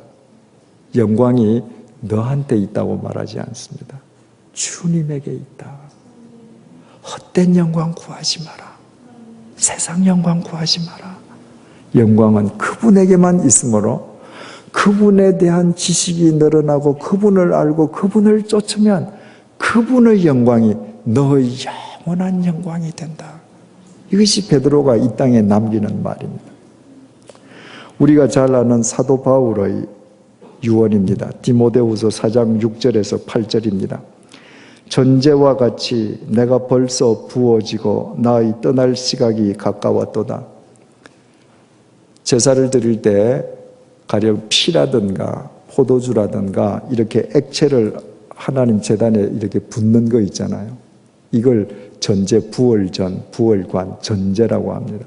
그래서 여기에 들어있는 액체를 쭉 부으면 액체가 다 쏟아지면 텅 비잖아요. 그것처럼 바울은 지금 자신이 살 날이 모래시계처럼 쭉 다 떨어져서 이제 전제처럼 나의 시간이 다 끝났다. 아까 다윗도 보면 내가 모든 사람이 가는 길을 가게 되었다. 바울도 전제와 같이 이제 내가 떠날 때가 되었다. 이거 뭘 의미합니까? 그날을 늘 준비하면서 살았다는 것입니다. 그날을 의식하면서 살았다는 것입니다. 그래서 이렇게 말을 합니다. 나는 선한 싸움을 다 싸우고 나의 달려갈 길을 마치고 믿음을 지켰다. 참 중요한 말들입니다. 믿음을 지켰다. 여러분, 믿음은 지키는 겁니다. 남이 지켜주지 않습니다. 내 믿음은 내가 지키는 겁니다. 달려갈 길을 마쳤다. 그의 달려갈 길이 뭡니까? 주님께서 그를 당신의 택한 그릇으로 부르시지 않았습니까? 그분의 그릇, 도구로, 인스트루먼트로 일평생 가야 될 길에 자기를 던졌습니다. 그 길을 마쳤다는 것입니다. 거기에 내가 선한 싸움을 다 싸웠다. 이게 제일 앞에 있습니다. 선한 싸움을 다 싸워서 이겼기 때문에 달려갈 길을 마치고 믿음도 지킬 수 있었다는 것입니다. 그저 세상 사람들 싸우는 이전 투구의 싸움이 아니기 때문에 선한 싸움이라고 했습니다. 수단과 방법을 가리지 않는 싸움이 아니라 진리 안에서 진리 때문에 싸우는 싸움이기 때문에 선한 싸움이라고 했습니다. 무슨 싸움이었겠습니까? 첫째는 바울 자신과의 싸움입니다. 바울은 날마다 자기를 쳐서 복종시킨다고 그러지 않았습니까? 날마다 죽는다고 그러지 않았습니까? 우리는 죄성을 가진 인간입니다. 우리가 육체의 허물을 벗고 주님 앞에 서는 날까지 우리에게 완성은 없습니다. 내가 스스로 섰다고 생각하면 우리는 넘어집니다. 우리는 매일매일 나를 쳐서 복종시키고 그분의 은혜를 구할 때 그분의 은혜 속에서만 나를 이기고 그분과 함께 동행할 수 있습니다. 선한 싸움이라고 할 때 싸움은 외부와의 싸움입니다. 자신을 무너뜨리려는 모든 외적 도전과의 싸움에서 이겼다는 것입니다. 여러분, 그리스도인들은 주님께서 의롭다 인정해 주신 분들입니다. 우리는 주 예수 그리스도의 보혈로 의롭게 된 사람이기 때문에 우리는 이제부터 그분의 의를 힘입어 의로운 삶을 추구해야 되는 사람들입니다. 중요한 사실은요, 사람들은 의인이 멀리 있을 때만 박수를 칩니다. 어떤 의인이 있죠. 참 의로운 삶을 살죠. 그분이 멀리 있으면 모든 사람이 존경하고 박수칩니다. 그 의인이 내 삶의 영역으로 들어오죠. 사람들은 찌릅니다. 그 의인 때문에 내가 불편하거든요. 청렴한 공무원이 있다고 해보십시오. 그 청렴한 공무원을 백성들이 다 박수치죠. 그 청렴한 공무원이 내가 장사하는 내 시장터에 왔다고 해보십시오.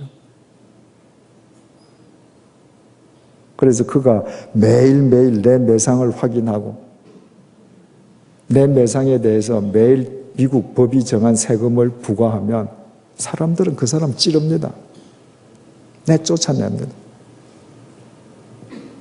우리가 그 날이 왔을 때 하나님의 샘하심의 심판대 앞에 섰을 때 사도 바울처럼 주님, 선한 싸움 다 싸웠습니다 라고 이야기할 수 있기 위해서는 그 찌름을 이길 수 있어야 합니다. 때로 고독하더라도 고통스럽더라도 이겨야 합니다. 세상의 방법으로 이기는 것이 아닙니다. 주님의 방법으로 이기는 것입니다. 그때 주님의 생명과 감화력에 의해서 결국은 세상이 새로워져 가는 것입니다. 바울이 고백합니다. 나는 선한 싸움을 다 싸우고 나의 달려갈 길을 마치고 믿음을 지켰으니 이제 이후로는 나를 위하여 의의 면류관이 예비되었으므로 주 곧 의로우신 재판장이 그날에 내게 주실 것이며 내게만 아니라 주의 나타나심을 사모하는 모든 자에게도니라. 이제 내가 기다리는 것이 있다면 주님께서 주실 의의 면류관, 그 상급을 기다린다는 것입니다. 그런데 나만이 아니라 주님 안에서 주님의 나타나심을 사모하고 그 길을 쫓는 모든 사람에게 주님께서 그 면류관을 씌워주신다는 것입니다. 그럼 무슨 말입니까? 여러분들도 그 주님의 샘하심, 그 상주심을 믿음으로 선한 싸움을 싸우고 달려갈 길을 달리고 믿음을 지키십시오. 이것이 바울이 우리에게 남기는 유언입니다. 자, 그러면 종합을 해서 결론을 맺어보십시다. 인간 그 자체로는 참 무의미하다고 그러지 않았습니까? 더러운 존재에 지나지 않는다고 하지 않았습니까? 인생은 허무한 겁니다. 인간들은 죽음을 코끝에 달고 있습니다. 자기 뜻대로 되는 것이 아무것도 없습니다. 인간 그 자체로는 그 어떤 것도 내세울 것이 없습니다. 그런 인간이 자기 삶을 하나님께 드리고 영원하신 하나님의 말씀 속에서 걸어갈 때 그들의 삶이 얼마나 아름다워지고 그들이 이 세상에 마지막 날이 왔을 때에 얼마나 아름답게 이 세상을 떠나면서 믿음의 이정표로 세워질 수 있는지 우리는 지금 이 시간에 우리의 눈으로 확인을 해봤습니다. 그렇다면 우리 역시도 그날이 임하기 전에 성경에 나타난 믿음의 사람들처럼 믿음 안에서 하나님 앞에서 그 도 위에서 우리의 그날을 준비해야 되지 않겠습니까? 하나님 앞에서 믿음으로 말씀으로 준비하는 삶은 충분히 깁니다. 인생은 순식간에 날아가지만 하나님 앞에서 하나님의 말씀으로 사는 삶은 결코 짧지 않습니다. 예수님께서는 이 땅에서 불과 3년 사역하시지 않았습니까? 결코 긴 세월이 아닙니다. 그러나 그 3년 세월이 지금도 세상을 뒤바꾸고 있습니다. 나는 나이가 너무 많이 들어서 3년도 못 사는데 여러분 괜찮습니다. 내일 종말이 올지라도 나는 사과나무를 심겠다. 이것은 17세기 스피노자 말이라고 알려져 있는데 실은 그렇지 않습니다. 스피노자보다 100수십 년을 앞서서 살았던 마르틴 루터의 말입니다. 마르틴 루터가 종교개혁을 시작하고 교황으로부터 언제 죽을지 모르는 그 급박한 상황 속에서 내일 그날이 온다 할지라도 나는 오늘 심을 사과나무를 심겠습니다. 마르틴 루터가 한 말입니다. 오늘이라도 내가 사과나무 한 그루 심어 놓으면 우리는 영원을 믿는 사람입니다. 우리가 믿는 주님은 영원하신 주님이십니다. 내가 심은 그 진리의 씨앗은 영원 속에서 반드시 열매가 맺혀집니다. 내가 오늘 하루를 살아도 내가 나를 주님 앞에서 바로 세우고 바른 믿음의 이정표로 이 세상을 떠난다면 내 삶의 흔적은 사랑하는 내 자식들의 피 속에서 DNA 속에서 영원히 살아남습니다. 영원한 열매로 거두어집니다. 주님의 말씀 속에서 그날을 대비하는 사람들의 삶은 의미 없는 것이 없습니다. 모세 보십시오. 40년 동안 미디안 광야 생활했죠. 참 40년 동안 허송세월한 것 같죠. 그러나 그는 그 미디안 광야에서 이집트 왕궁에서 왕자의 삶을 살다가 그 미디안 광야에 떨어져서 그 별 볼 일 없는 양치기 삶을 살면서 뭘 깨달았습니까? 게르솜, 인생은 나그네구나. 이 세상은 내 본향이 될 수 없구나. 첫째 아들 이름이죠. 모든 부모가 자기 아들 이름을 짓는 것은 부모의 신앙 고백 아닙니까? 둘째 아들 이름 엘리에셀, 하나님의 도우심. 하나님이 안 도우시면 아무것도 안 되는구나. 40년 동안은 결국 허송세월이 아니었습니다. 그 40년 동안이야말로 모세가 더 이상 자기의 능력을 믿지 않고 오직 하나님에게만 자기를 묶어드리는 영성의 훈련 기간이었습니다. 그러면 40년 동안 미디안에서 영성을 닦은 그 기간만 따진다면 40년 동안 에집트에서 살았던 것은 허송세월 한 것 같지요? 아닙니다. 모세가 40년 동안 에집트에서 무슨 직위로 살았습니까? 왕자 아닙니까? 왕궁에서 왕자로 살면서 제왕 교육 받지 않았습니까? 당대 최고의 학문을 배운 왕자 출신이기 때문에 그는 하나님의 말씀을 받아 기록할 수 있었습니다. 모세오경. 그가 만약에 에집트 왕궁 출신이 아니었더라면 그는 그 역할을 감당할 수 없었을 것입니다. 다마스쿠스에서 분명히 주님의 부르심을 받았는데 바울은 고향 다소에서 무려 13년을 집거해야 했거든요. 어떤 사인도 없었습니다. 주님께서 그냥 고향에 내버려 두셨습니다. 어느 날 청운의 꿈을 품고 고향을 떠났던 바울이 젊은 나이에 되돌아와서 13년 동안 고향에서 아무 할 일 없이 있는다면 동네 사람들이 보면 저 실패한 사람이죠. 그 견뎌냈습니다. 그 기간을 통해서 바울은 어떻게 됩니까? 자기가 반대하는 사람을 다마스쿠스까지 가서 잡아서 연행하고 스데반을 돌로 쳐 죽이는 현장에서 정인으로 서 있던 그 열혈 청년이 하나님 앞에서 자기의 혈기를 다 빼고 하나님께서 이리 가라시면 이리 가고 저리 가라시면 저리 가고 멈추라면 멈추는 하나님의 사람으로 재조련되었습니다. 제가 첫날 저녁에 두바이 한인교회 신철범 목사님이라는 분 이야기 드리지 않았습니까? 그 부부가 아이를 낳았는데 뇌성마비 아이가 되어서 이력서를 내는 교회마다 써주지는 아니하고 그래서 그 부인이 정말 고통 속에서 괴로워하다가 새신자반이라는 책을 한 권 보고 위로를 얻고 저자인 저한테 편지를 하나 써보내었습니다.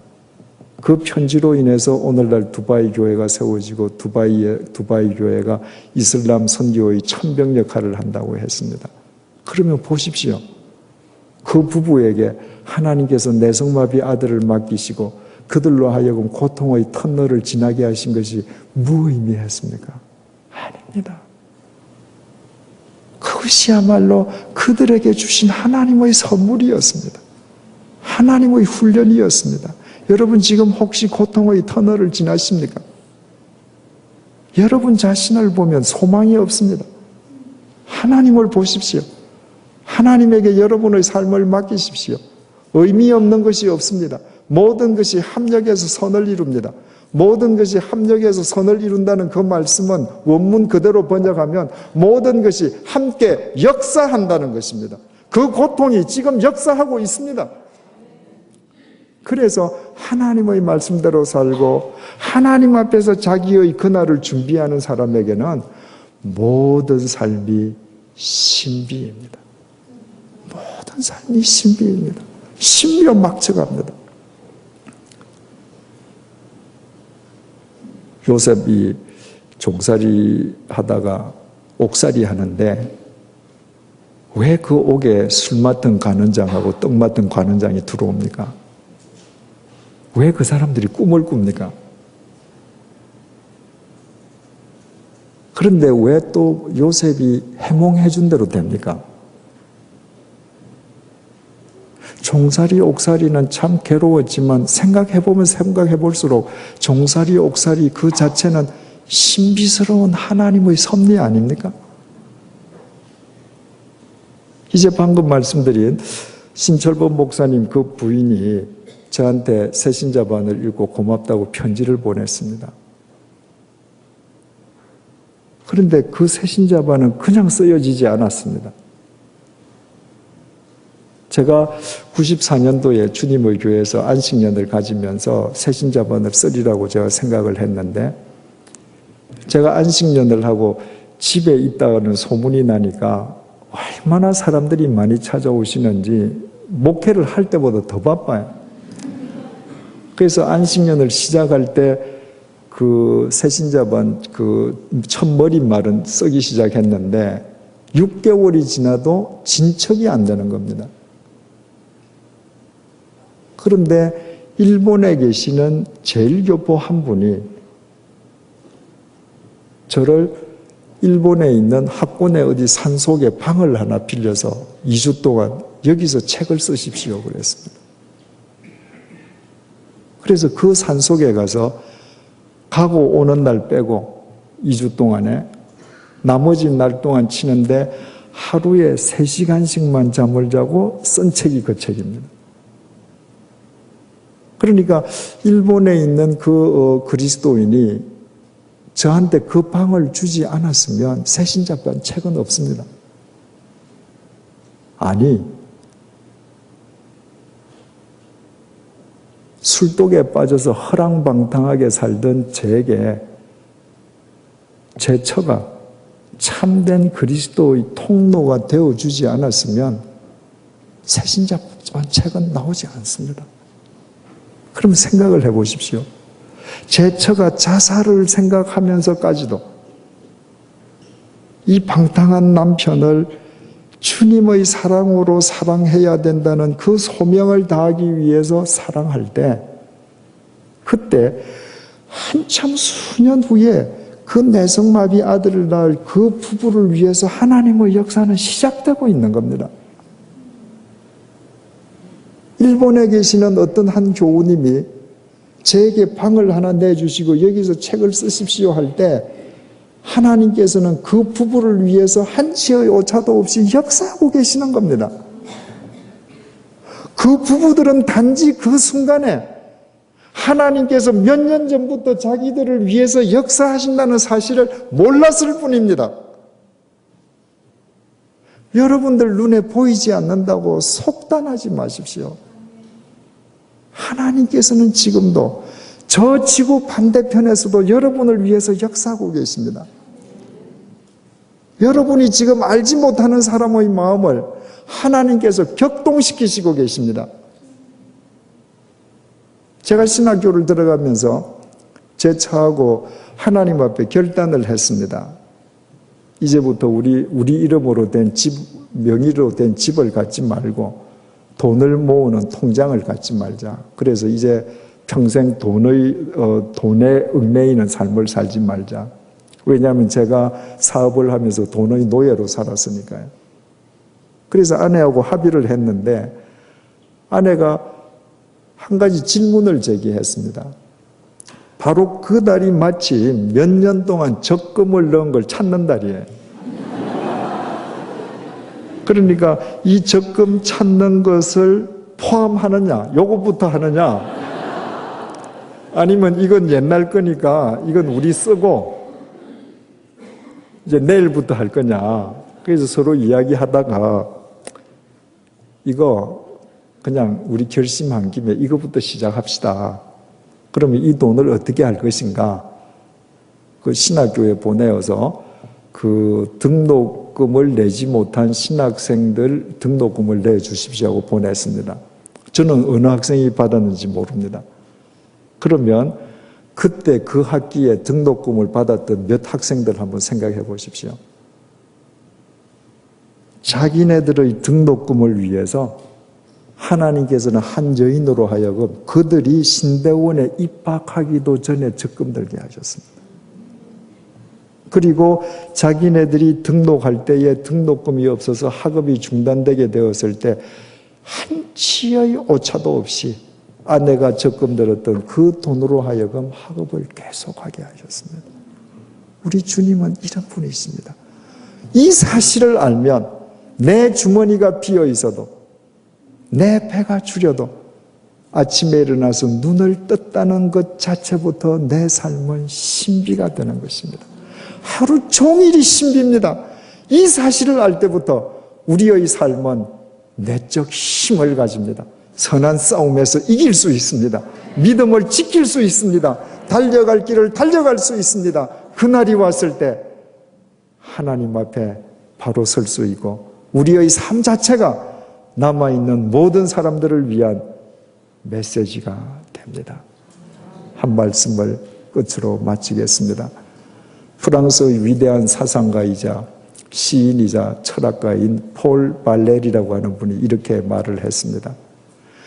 그대가 용기를 다해서 생각한 대로 살지 아니하면, 잘 들어보십시오. 그대가 용기를 다해서 생각한 대로 살지 아니하면 머지않아 그대는 사는 대로 생각할 것이다.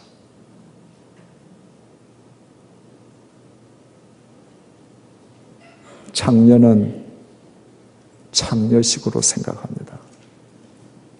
사기꾼은 사기꾼식으로 생각합니다. 도둑은 도둑식으로 생각합니다.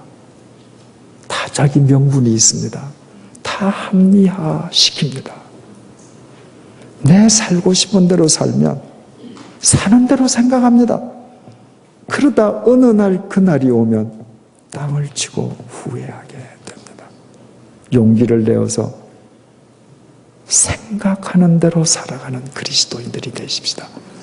그때 여러분의 삶 자체가 이 시대를 밝히는 진리의 횃불이 될 것이요, 여러분들이 모여있는 워싱턴 한인교회는 100년을 내다보는 진리의 전이 될 것을 믿습니다.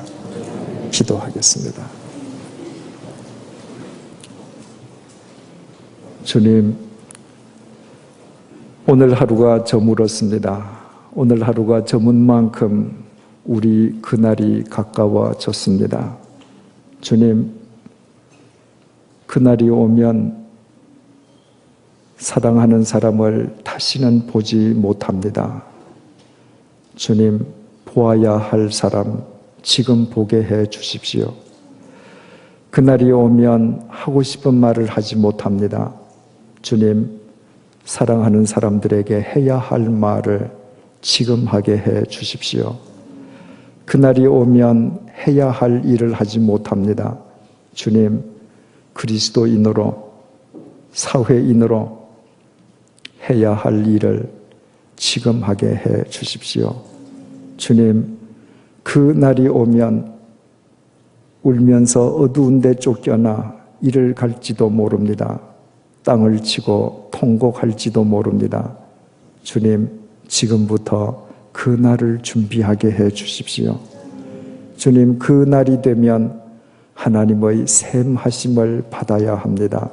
주님, 그제서야 놀라는 어리석은 인간이 되지 말게 하시고 하나님의 말씀을 쫓아 하나님이 계신 것과 하나님께서는 상 주시는 분이심을 믿어 지금부터 주님께서 주신 그 도의 길을 최선을 다해서 달려가게 도와주옵소서. 선한 싸움을 싸워 이기게 하시고 달려가야 될 길을 주님의 손을 붙잡고 나아가게 하시고 어떤 상황 속에서도 믿음을 지키는 자들이 되게 도와주옵소서. 그리하여 우리의 떠나가는 그날 우리의 그 모습이 이 세상에 남겨지는 가장 위대한 유산이 되게 하시고 우리의 삶의 흔적이 이 세상에 남기는 가장 멋진 메시지가 될 수 있도록 도와주옵소서. 그와 같은 사람들이 모여있는 워싱턴 한인교회가 이 시대를 밝히는 진리의 전이 되게 하시고 이분들이 어느 곳에 있든 그곳에서 생명의 역사가 일어나게 도와주옵소서. 바로 오늘 밤이 그 귀한 삶의 계기가 새롭게 확립되는 밤이 되게 하여 주옵소서. 예수님의 이름으로 기도드립니다. 아멘.